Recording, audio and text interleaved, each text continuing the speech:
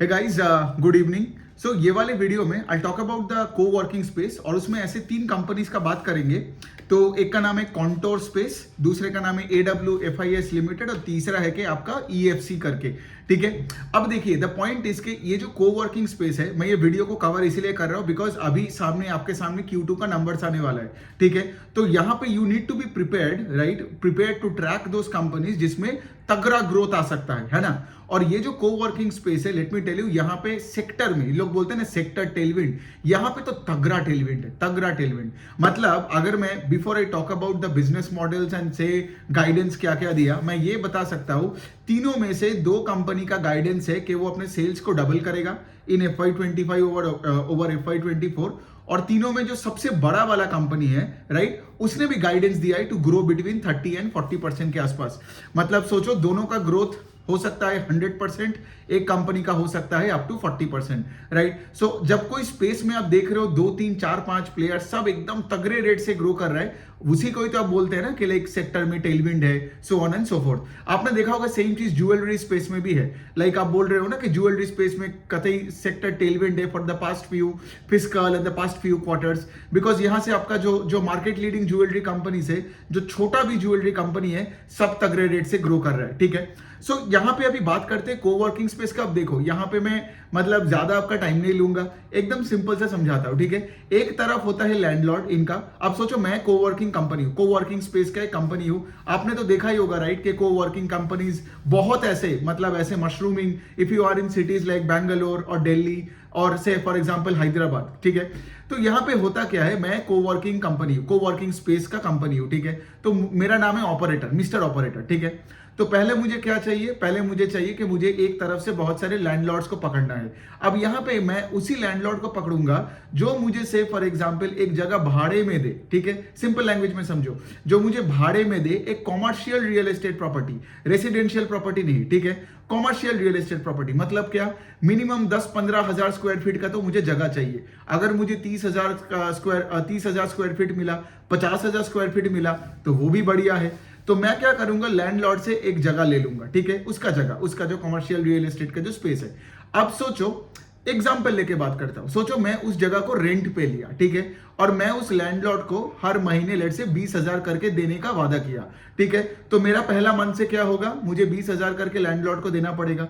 लेकिन यहां पे मैं वो 20,000 दे के मुझे उस जगह को, राइट, ऐसे करके अपने क्लाइंट्स के सामने रखना पड़ेगा ताकि मुझे 20,000 से ज्यादा रुपए मेरा कमाई होना चाहिए उस महीने का।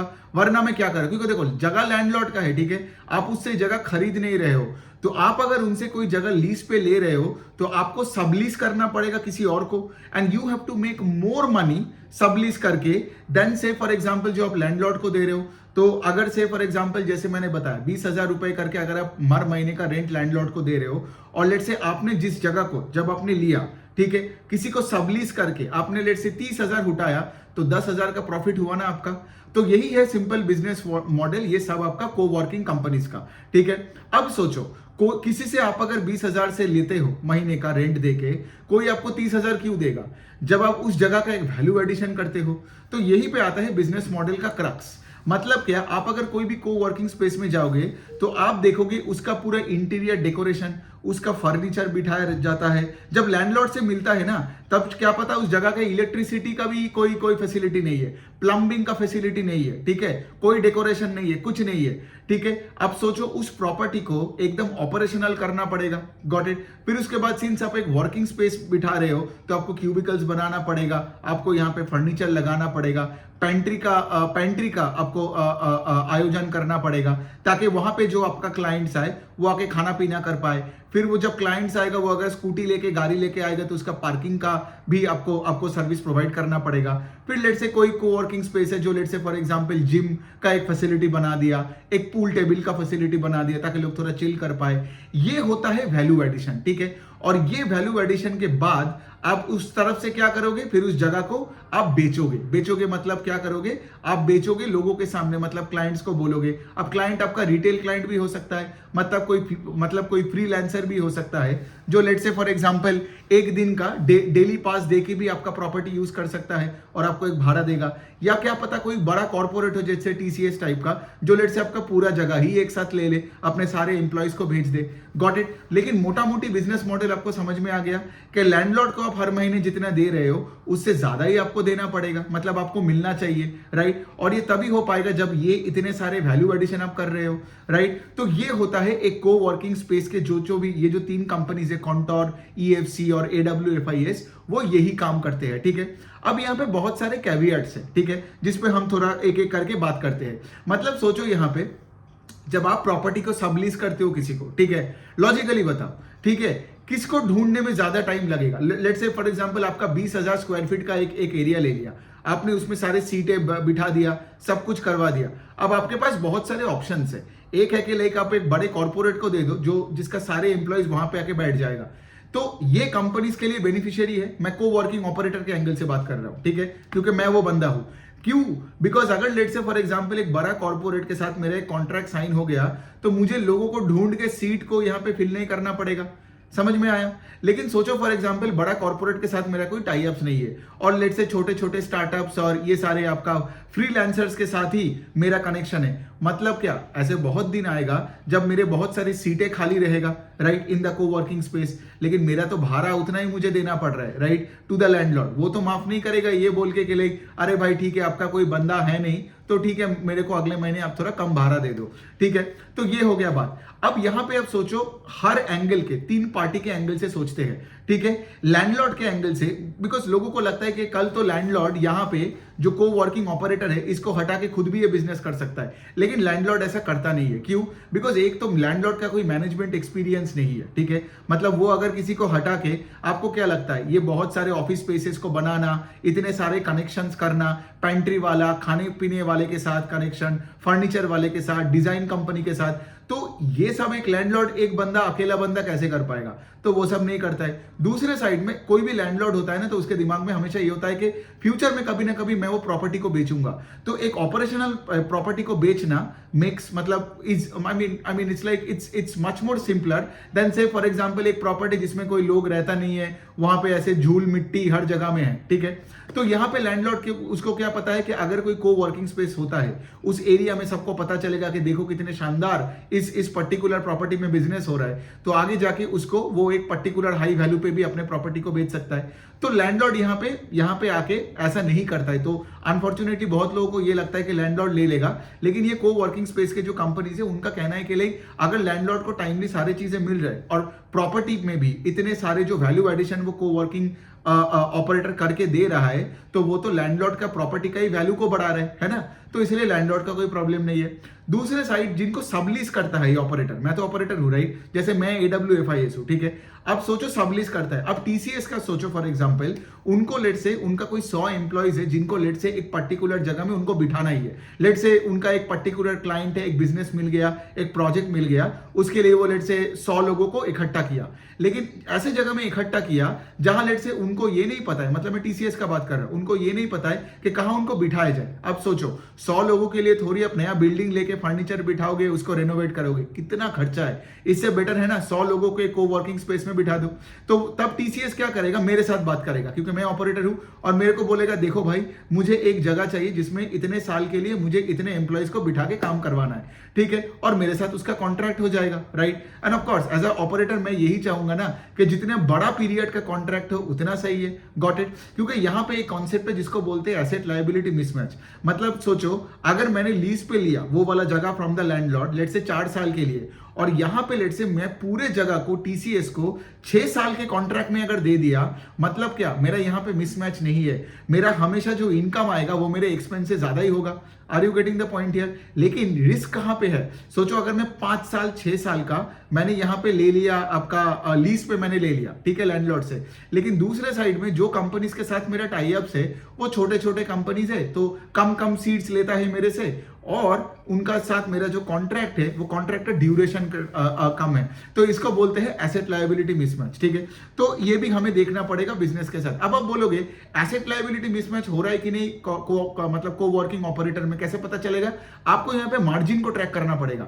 बिकॉज सोचो, एसेट लायबिलिटी मिसमैच होने के लिए आपको देखना पड़ेगा अगर ईबिटडा मार्जिन घट रहा है। अब सोचो लॉजिकली, ठीक है, क्योंकि अगर लेट्स से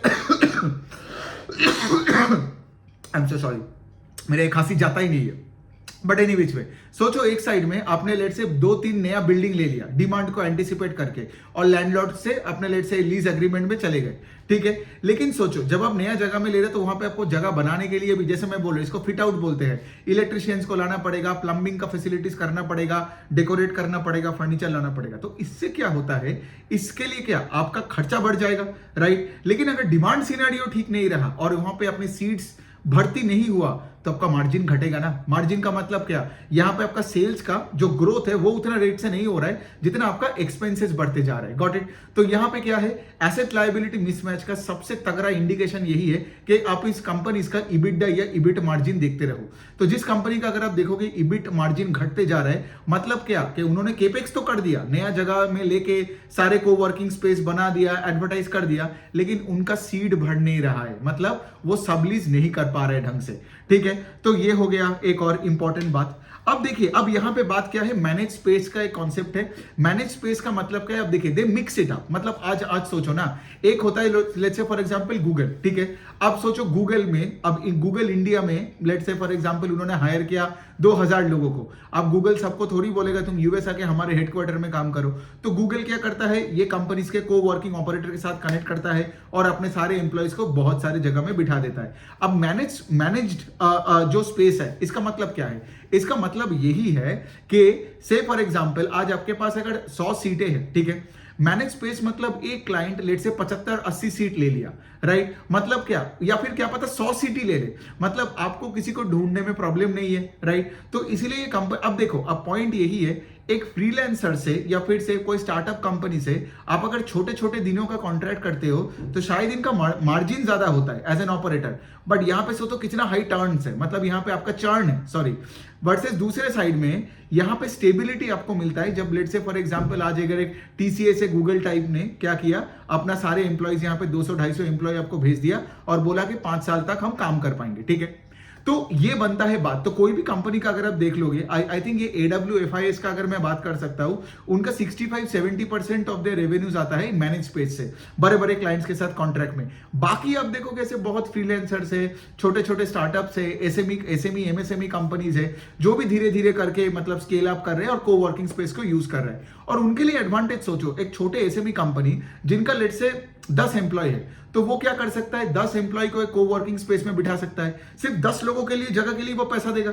गॉट इट। अब सोचो आगे उसका बिजनेस जिस तरफ जाएगा वो उसी तरह से सीटें को ऐड करेगा या माइनस करेगा वहां पे, है ना। वर्सेस से फॉर एग्जांपल अगर ये कोवर्किंग ऑपरेटर मैं बीच में नहीं होता तो उसको क्या करना पड़ता, लेट्स से एक बिल्डिंग में 100 लोगों का सीटें खरीदना पड़ता। अब आगे जाके बेचारे का अगर बिजनेस में प्रॉब्लम हो रहा है और लेट्स से वो एम्प्लॉयज को काट रहा है, लेकिन फिर भी उसको 100 लोगों का जगह देना पड़ेगा।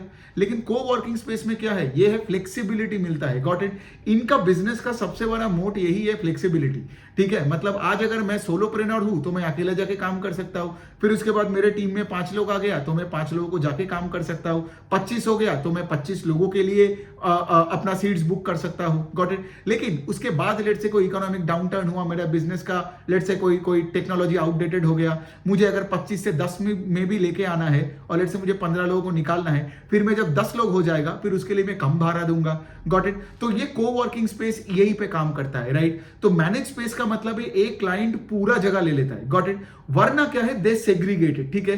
किसी का लेट से 300 लोग है, किसी की जगह में 100 सीटें है, 50 सीटें है, एक सीट भी हो सकता है। Got it. अब हर जगह में आपका एक कॉन्ट्रैक्ट होता है, जैसे मैंने बोला डेली पास से लेके आपका 4-4, 5-5 साल का भी कॉन्ट्रैक्ट बनता है, ठीक है।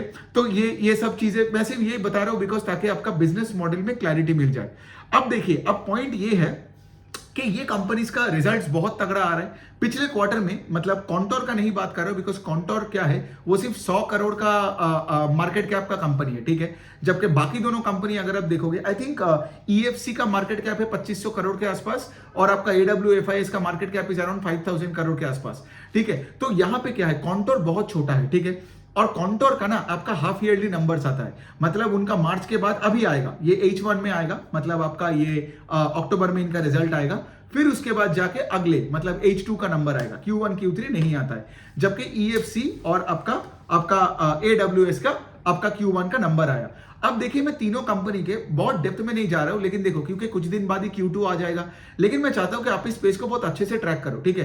क्योंकि देखो एक है, जैसे मैंने बताया in the beginning of the video, कोई कंपनी अगर गाइडेंस बहुत तगड़ा दे रहा है, ठीक है, और यहां पे देखो यहाँ जो गाइडेंस का ग्रोथ है, मतलब से फॉर एग्जांपल कॉन्टोर बता क्या रहा है, कॉन्टोर का अगर आप देखोगे FY24 में सेल्स था उनका 12 करोड़ के आसपास, अब वो क्या बता रहे हैं, FY25 में हमारा 25 करोड़ होगा, FY26 में हमारा 50 करोड़ होगा, और FY27 के एंड में वो 100 करोड़ तक हो सकता है। मतलब वो क्या बोल रहा है कॉन्टोर यही बोल रहा है कि हम हर साल अपने सेल्स को डबल कर सकता है फॉर 3 कंसेक्यूटिव ईयर्स। अब ये तभी हो पाएगा जब contour can actually double the number of seats. मतलब क्या, इनको नया नया बिल्डिंग्स लेना है और उस जगह को लेके सीट्स में बदलना है और उस सीट्स को बिकना है। Got it. तो यहां पे क्या है, it's a volume driven game. Got it. Coworking space is not a value driven game. मतलब सेल्स ग्रोथ का 2 हिस्सा होता है, वॉल्यूम ग्रोथ और वैल्यू ग्रोथ। हमें वॉल्यूम ग्रोथ पे यहां पे फोकस करना पड़ेगा।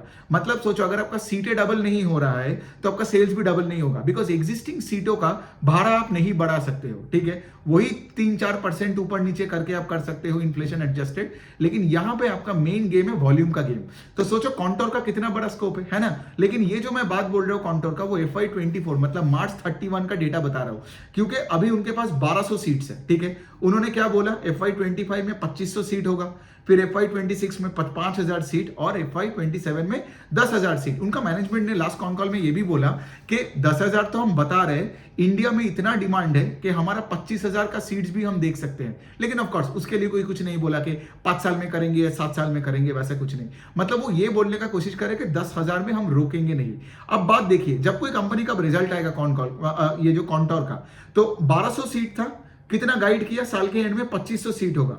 मतलब H1 में मैं पकड़ सकता हूं कि 1500 से 1800 के रेंज में नंबर ऑफ सीट्स हो जानी चाहिए, टोटल 400-500 सीट तो ऐड होनी चाहिए। तो इसीलिए आपको बिजनेस को ट्रैक करनी है, क्योंकि अगर आप देखोगे कि डायरेक्शन सही है तब आप उस स्टॉक में और पैसा डाल सकते हो। लेकिन अगर आप देखोगे से फॉर एग्जांपल सीट 1200 के 1200 ही है और फिर से वो बता रहे हैं कि वो डबल करेगा, मतलब क्या, अब मैनेजमेंट पे और प्रेशर है टू डिलीवर, तब आप देखोगे वो स्टॉक नीचे की तरफ जाता है। तो ये हमेशा मार्केट में यही होता है, गाइडेंस देख के स्टॉक पहले चलता है और फिर एग्जीक्यूशन में स्टॉक डिसाइड करता है कि वो नया ऑल टाइम हाई बनाएगा या फिर पहले जगह में आ जाएगा या उससे भी नीचे जाएगा। Got it. तो ये हो गया कॉन्टोर का जो सबसे तगड़ा गाइडेंस है, बिकॉज इनका सेल्स ही इतना छोटा है, ठीक है। जैसे मैंने बोला FY24 में इनका सिर्फ 12 करोड़ का सेल्स है और इनका कुछ मुंबई में ही कुछ 3-4 प्रॉपर्टीज है। कॉन्टोर का एक अच्छी बात है, उन्होंने जो नया 2 प्रॉपर्टी लिया ना, वो पूरा मैनेज स्पेस में लिया, जो मैंने समझाया। मतलब वो क्या बोल रहा है कि हम जब नया बिल्डिंग्स चालू कर रहे हैं तो हमारा खर्चा अपफ्रंट हो रहा है, जिससे मार्जिन डाइल्यूट हो सकता है। लेकिन सिंस हमारे साथ ऑलरेडी बड़े बड़े कॉर्पोरेट्स का टाई अप हो चुका है, we start earning from day 1। Got it. तो मतलब ये लोग आगे जाके बोल रहे हैं कि हमारा मार्जिन भी एक्सपेंशन होगा। Got it. मार्जिन डाइल्यूशन 2 और रीजन की वजह से होता है, जैसे मैंने बोला, एक तो एसेट लायबिलिटी मिसमैच की वजह से सीटें बढ़ नहीं रहे, ठीक है, या फिर बढ़ नहीं रहे तो आप डिस्काउंट में सीटें बेच रहे हो लॉस लेके, मतलब कि आपका मार्जिन डाइल्यूशन, वो बात एकदम गलत है। दूसरा साइड ये है कि से आप अगर बहुत तगड़ा एक्सपेंशन में जा रहे हो ना, तो आपको थोड़ा बहुत तो मार्जिन डाइल्यूशन होगा ही ना, बिकॉज पहले कुछ दिनों में तो 2-3 महीने लगता है प्रॉपर्टी को बनाने में, है ना। जैसे जब आप कमर्शियल एक प्रॉपर्टी मिलेगा, लेट से उसमें कुछ नहीं है, अब सोचो उसको आप पूरा पेंटिंग से लेके फर्नीचर से लेके सब कुछ बिठाना पड़ेगा, लोगों से बात कर, थोड़ा टाइम लगता है ना, राइट। तो अगर इस तरीके से, बिकॉज इफ यू आर, देखो मेन चीज है यहाँ पे सेल्स ग्रोथ आपको देखना पड़ेगा एज पर द गाइडेंस, ठीक है। लेकिन उसके साथ मैं चाह रहा हूं कि मेरा मार्जिन उतना भी ना घटे, बिकॉज अगर मार्जिन घटने लग गया beyond the point, I will start thinking about asset liability mismatch. तो ये ऑफ कोर्स, ये अब देखो, अब पॉइंट यही है कि किस लेवल पे जाके प्रॉब्लम है नहीं है, वो तो आपको ट्रैक करके, and because investing is a very subjective thing, right. Investing में कभी 1+1 2 होता नहीं है कि ये हुआ तो मैं यही करूंगा, राइट। एंड ऑफ कोर्स बहुत सारे बिहेवियर्स और बायसेस और प्रेफरेंसेस इन्वॉल्व होते हैं। ये हो गया आपका कॉन्टोर। अगर मैं बात करूं ईएफसी का, तो ईएफसी का देखो यहाँ पे कॉन्टोर का मैंने कितना बोला, साल के शुरू में सिर्फ 1200-1400 के आसपास सीट्स था। ईएफसी का आई थिंक साल के शुरू में कुछ 35-40 हजार के आसपास का सीट्स था। तो उन्होंने क्या बोला, साल के एंड में जाके उनका 70 हजार के आसपास सीट्स हो जाएगा। तो देखिए, since number of seats they guided will almost like double, that is why उनका ग्रोथ का गाइडेंस भी, सेल्स का ग्रोथ का गाइडेंस भी डबल है। ठीक है, मतलब they are guiding for sales to grow almost at 100% इन FY25 ओवर FY24। अब इसीलिए Q2 का नंबर देखना पड़ेगा, बिकॉज अगर तुम 100% का साल का बोल रहे हो तो Q2 ओवर Q2 में भी मुझे देखना पड़ेगा, राइट, किस रेट से तुम ग्रो कर रहे हो, बिकॉज यहाँ पे direction, right, direction towards the guidance is critical, वरना स्टॉक एक नया ऑल टाइम हाई नहीं बनाएगा। सो ये हो गया बात। और जो AWFIS है, उनका कुछ 1 लाख के ऊपर सीट्स है, और उन्होंने कितना गाइडेंस दिया कि साल में हम कुछ 40,000 के आसपास सीट्स कर लेंगे। मतलब इनका गाइडेंस क्या है, 40% के आसपास in terms of volume growth. मैंने क्या बोला, सीट के ग्रोथ पे ये लोग अपना सेल्स का गाइडेंस दे रहे हैं। एंड खेल वही है, ट्रैक इसीलिए करना है, हमें ये देखना है कि आगे जाके सीट बढ़ेगा कि नहीं, है ना। तो बात अल्टीमेटली वही पे आता है कि एग्जीक्यूशन पे। लेकिन हैविंग सेड दैट, ऐसे कंपनीज में I would rather want to be जहां पे स्कोप अच्छी है, रादर देन मैनेजमेंट रो रहा है और बोल रहा है कि सेल्स घटेगा। बट देन अगेन हमें एग्जीक्यूट करना है और उस तरीके से पोर्टफोलियो बिल्ड करनी है। सो अब देखिए, जिसका 1 लाख के ऊपर सीट्स बन गया, AWFIS का बात कर रहा हूं, मतलब क्या, वहां पे उनका बेस इतना बड़ा है, उसमें they can't double, got it. और यहां पे EFC का भी मेरा यही कहना है, बिकॉज शायद ये डबल करके 80,000 के आसपास सीट कर दे, लेकिन FY25 से 26 80,000 90,000 से फिर वो 2 लाख तक लेके जाने में शायद उनको 2 साल लग जाए, जो AWFIS को लग रहा है, गॉट इट। और कॉन्टोर का क्या है, कॉन्टोर का तो कुछ है ही नहीं। मतलब मैं अगर AWFIS का, ध्यान से सुनिए, AWFIS का अगर मैं साल का रेवेन्यू बताऊं, तो उनका साल का रेवेन्यू पता नहीं कुछ 800 करोड़ के आसपास होगा, 800-850 करोड़, आप एक बार देख लेना। EFC का भी अगर सेल्स देखूं तो कुछ 450-480 के आसपास होगा करोड़ इन FY24। और अगर आप कॉन्टोर का देखोगे सिर्फ 12 करोड़ है, गॉट इट। सो बेसिकली बात क्या है, बात यह है कि सबको तो ट्रैक करना है, एग्जीक्यूशन पे हमें देखना है। लेकिन Kontor can double it sales every year for 3-4 years, और वही उसका मैनेजमेंट ने बताया। Now I hope you are getting it, because उनका बेस इतना छोटा है ना, they can grow at a much faster pace for a much longer period of time than say for example the likes of EFC या AWFIS। AWFIS के एक बात अच्छी है कि उनका लॉस टू प्रॉफिट हुआ, ठीक है, बिकॉज ये मैं Q1 का बात कर रहा हूं, Q1 में दे टर्न प्रॉफिटेबल। पिछले Q1 में इन FY24 they were a loss making company. इसका क्या मतलब, कोई अगर लॉस टू प्रॉफिट हो रहा है, मतलब मार्जिन्स पे भी इनका अच्छा खासा होल्ड है ना। तो ये हो गई बात। आई गेस हमने तो सब कुछ डिस्कस तो कर ही लिया। देखिए, अब द पॉइंट इसके लिए आगे जाके जब Q2 का नंबर आएगा, of course I will post about them, I will again make a video on this, update you on this.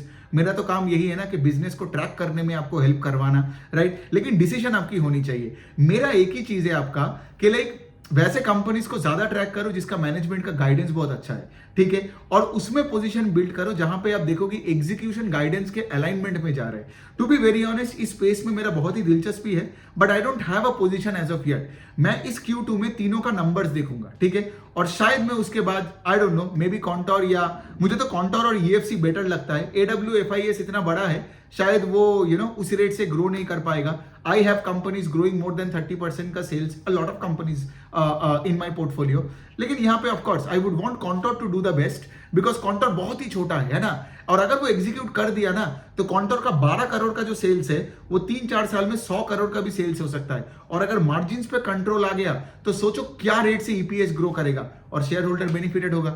लेकिन इसका मतलब ये नहीं है कि मैं सारा पैसा आज डाल दूं, है ना। I want to grow with the business, और मेरे allocation towards Kontor will change as per the business performance and towards the guidance, got it. और ये लॉजिक है मेरा across all stocks in my portfolio. तो इसी को एक्टिव इन्वेस्टिंग बोलते हैं, right, not hope based investing, जो ट्विटर में लोग ये ज्ञान देते हैं ऑन वैल्यू इन्वेस्टिंग, और ऐसे स्टॉक लेके चुपचाप बैठे हैं, कुछ ना पढ़ाई लिखाई करता है, कुछ करता नहीं है, उसको इन्वेस्टिंग नहीं बोलते। उसको बोलते हैं कि उम्मीद पे बैठे रहो, देखो आगे क्या होगा, ठीक है।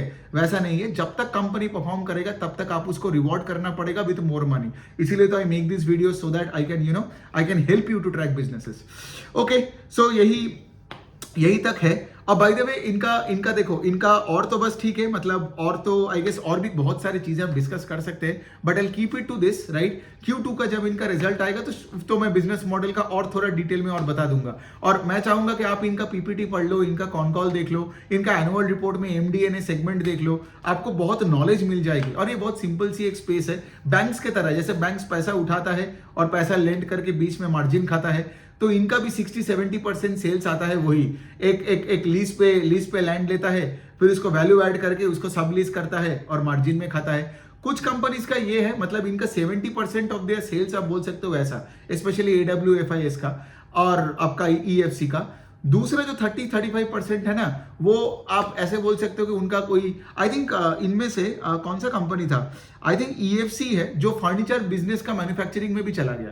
और ये लोग क्या करते हैं ना, ये लोग कोई अगर प्रॉपर्टी का हो गया तो प्रॉपर्टी का से for example design and decoration पे काम करके भी ये लोग पैसा बनाते हैं। Got it? And that is the remaining side of the revenue. लेकिन majority part of the sales उनका आता है वही, मतलब वही आपका यहाँ पे लेट्स से आपका इंटरेस्ट डिफरेंशियल आप बोल सकते हो, राइट। मतलब जो आप उठा रहे हो अपने लैंडलॉर्ड से जिस रेट से, उससे ज्यादा रेट में आपको उस प्रॉपर्टी से वैल्यू आनी चाहिए from your sub leased clients on a monthly basis, बस then you will be profitable, right. और फिर उसके बाद अगर आपने खर्चे पे ज्यादा अच्छे से कंट्रोल किया और अपना लेट से मैनेज्ड क्लाइंट्स, जो मैं बता रहा हूँ, ये जो मैनेज्ड स्पेसेस है, जितना मैनेज स्पेसेस में ज्यादा लोग आएंगे उतना आपका स्ट्रक्चरल बन जाएगा आपका इनकम, है ना। बिकॉज बहुत सालों से लेट से गूगल आपके साथ या एप्पल या फॉर एग्जाम्पल TCS आपके साथ रहेंगे। तो यही है, अच्छी बिजनेस मॉडल से यहाँ पे देखते हैं Q2 में अभी क्या होता है। आपका कोई क्वेश्चन हुआ तो आप कमेंट सेक्शन में लिख सकते हो। आपका अगर कोई और ओपिनियन भी होता है, से for example about this spaces, आप मुझे कमेंट पे लिखो, डिस्कस करते हैं। और अच्छे कमेंट करो, मतलब इन वे के लिए कंस्ट्रक्टिव धंधे का बात करो, ठीक है। मुझे ये सब चीजें मत बोलो कि चार्ट नहीं चल रहा है, स्टॉक नहीं चल रहा है 7 दिन का, मतलब मैं क्या चुंबक लेके उसको खींच के ऊपर कर दूं आपके लिए। वो सब देखो, वो सब कंट्रोल हमारे हाथ में नहीं है, हमारे हाथ में है हमारा प्रोसेस। तो बिजनेस मॉडल को लेके कुछ भी लेके अगर लेट से आपका अगर कोई डाउट होता है या फिर आपको कुछ कमेंट करनी है तो आप कमेंट सेक्शन में करो, I will respond, we can have a constructive discussion. लेकिन प्लीज वो स्टॉक वॉक का बात मत करो, बिकॉज उससे ना आपको कुछ समझ में आएगा ना मुझे कुछ समझ में आएगा। और देखो यहाँ पे मुझे फेक एक्सपर्ट नहीं बनना है, ठीक है। जो आता नहीं है आता नहीं है, और स्टॉक कल कहाँ जाएगा ना, वो भगवान को भी नहीं आता है, ठीक है। सो बात वही है, धंधा को ट्रैक करो, अच्छे धंधे में पैसा डालो। And I have seen one thing in life, right. अगर आप चार्ट से एकदम डिसोसिएट हो जाओगे ना और आप सिर्फ धंधे को ट्रैक करके you will do the right things and putting money, taking out money from stocks ना, आप बहुत पैसे बनाओगे। You will generate a lot of alpha in your portfolio, उसका टेंशन नहीं है। On that note, thank you for listening.